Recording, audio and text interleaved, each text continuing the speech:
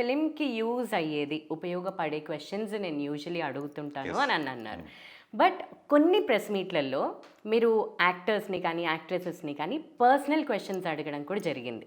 దానికి వాళ్ళు ఒక రాగా రియాక్ట్ అవ్వడం కూడా జరిగింది. సో ఆ పర్సనల్ క్వశ్చన్స్ సినిమాకి ఎలా ఉపయోగపడతాయంటారు?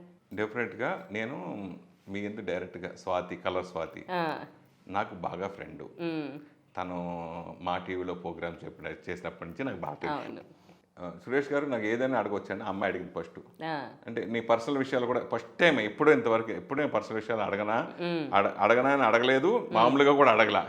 లేదు ఏదైనా అడగనా పర్వాలేదు అంటే అప్పటికే బయట బాగా వెబ్సైట్లు అండ్ సోషల్ మీడియాలో బాగా హాట్ టాపిక్ ఉంది. దాని గురించి నేను అడిగాను, మీకు డైవర్స్ జరుగుతుందని అడిగితే నేను చెప్పా అంది. నువ్వే కదా అడగమన్నా, ప్రభు గారు కూడా ఉన్నారు పక్కనే, నువ్వే కదా అడగమన్నావని ఇద్దరం అన్నా ఒకసారి. నువ్వే కదా అడగమన్నావు, మరి ఏదైనా చెప్తానన్నా కాదు, నేను చెప్పా అంది. చాలా సరదాగా అంది.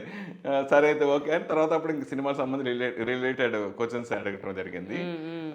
తర్వాత ఆ అమ్మాయి తర్వాత ఫోన్ చేసింది నాకు, సురేష్ గారు ఆ రోజు తర్వాత నా మీద ఫుల్గా వేసుకుంది సోషల్ మీడియా అంతా, ట్విట్టర్లో ఏంటి ఇది ఏంటి ఇవన్నీ తర్వాత తనే ఫోన్ చేసింది నాకు.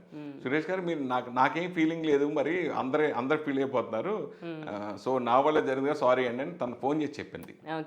తనే ఫోన్ చేసి చెప్పింది, లే పర్లేదమ్మా అది నేనేమి అప్పటికే కొంచెం అలవాటు అయిపోయింది నాకు, కొంచెం నాకు ఇప్పటికీ ఫ్రెండ్గా ఉంటుంది. ఇట్లా అందరితో మాట్లాడతాం, దానికి ఏదో మన శత్రులాగా ఇట్లా జరిగింది.